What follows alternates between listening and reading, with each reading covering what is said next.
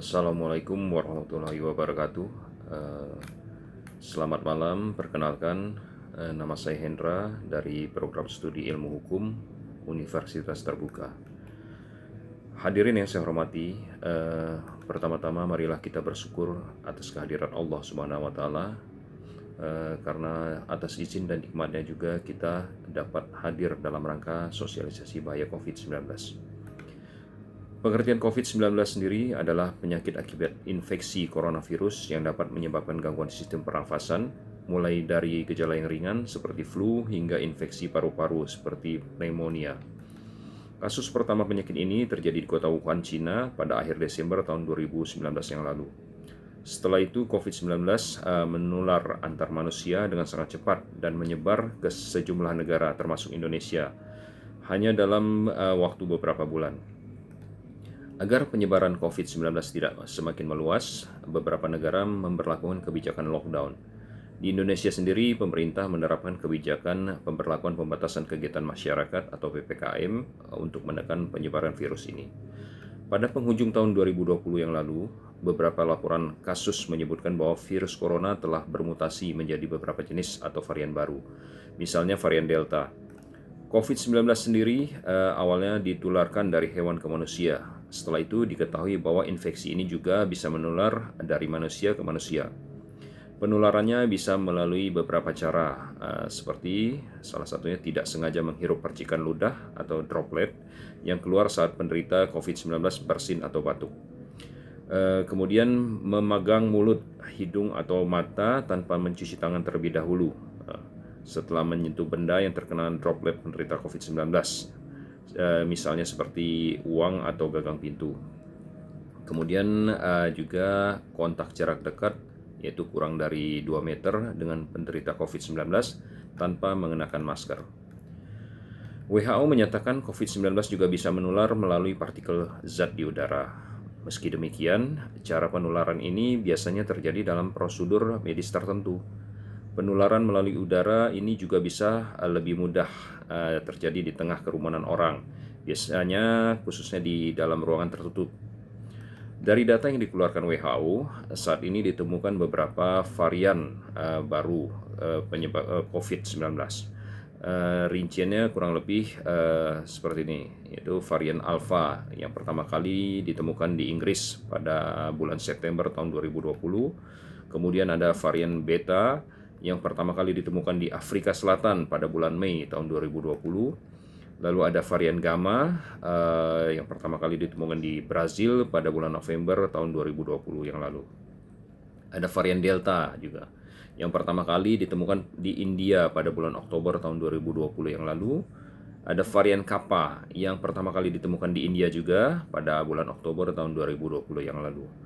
Lalu ada varian Lambda yang pertama kali ditemukan di Peru pada bulan Desember tahun 2020 yang lalu. Lalu yang terakhir ada varian MU yang pertama kali ditemukan di daerah Kolombia pada bulan Januari tahun 2021 yang lalu.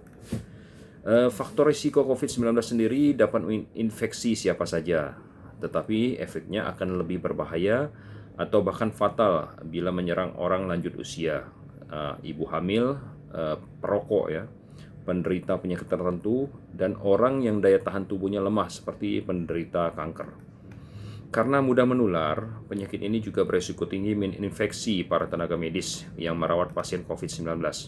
Oleh sebab itu, tenaga medis dan orang yang melakukan kontak dengan pasien COVID-19 perlu menggunakan APD atau alat pelindung diri. Gejala COVID-19 sendiri biasanya menyerupai gejala flu seperti demam, pilek, batuk kering, sakit tenggorokan, dan sakit kepala. Setelah itu gejala dapat hilang dan sembuh atau malah lebih memberat. Penderita dengan gejala yang berat bisa mengalami demam tinggi, batuk berdahak, atau juga batuk berdarah, sesak napas, dan nyeri dada. Gejala-gejala tersebut muncul ketika tubuh bereaksi melawan virus COVID-19. Secara umum ada 3 gejala yang bisa menandakan seseorang terinfeksi COVID-19, yaitu demam dengan suhu tubuh di atas 38 derajat Celcius. Kemudian ada batuk kering dan juga sesak nafas.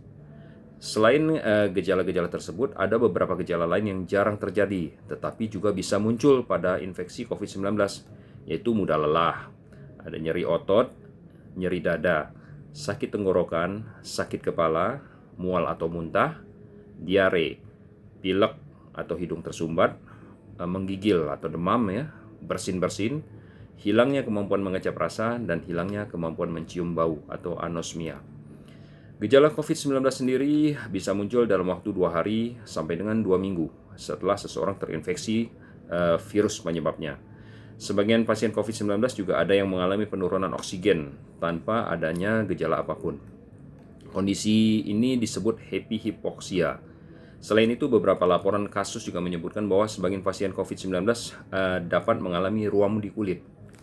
Untuk memastikan apakah gejala-gejala tersebut merupakan gejala dari virus corona, diperlukan beberapa tes seperti rapid test atau PCR. Nah, kapan kita harus ke dokter? Segera lakukan isolasi mandiri bila Anda mengalami gejala infeksi COVID seperti yang telah disebutkan tadi. Terutama jika dalam waktu 2 minggu terakhir Anda berada di daerah yang memiliki kasus COVID-19 atau kontak dengan penderita COVID-19. Setelah itu, hubungi hotline COVID-19 di 119 untuk mendapatkan pengarahan lebih lanjut. Sampai saat ini belum ada obat yang secara pasti dapat mengatasi COVID-19. Jika didiagnosis COVID-19 tapi tidak mengalami gejala seperti yang disebutkan tadi, Anda cukup melakukan perawatan atau isolasi mandiri di rumah. Ya.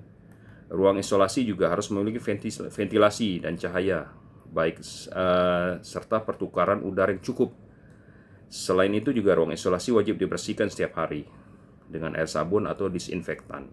Selama isolasi mandiri, ada beberapa hal yang perlu kita perhatikan, yaitu lakukan isolasi mandiri selama 2 minggu, selalu gunakan masker jika keluar rumah, terapkan etika batuk, ya, ukur suhu 2 kali sehari, cuci tangan dengan sabun atau dengan hand sanitizer, banyak minum air putih, istirahat yang cukup, konsumsi obat ya yang telah diberikan oleh dokter, perhatikan gejala yang Anda alami, dan segera hubungi dokter apabila gejala terus memburuk. Saat ini di Indonesia sedang menjalankan program vaksinasi COVID-19 yang secara bertahap. Sampai dengan tanggal 4 November yang lalu sudah lebih dari 122 juta penduduk yang menerima vaksin dosis pertama dan 76 juta orang yang menerima vaksin dosis kedua.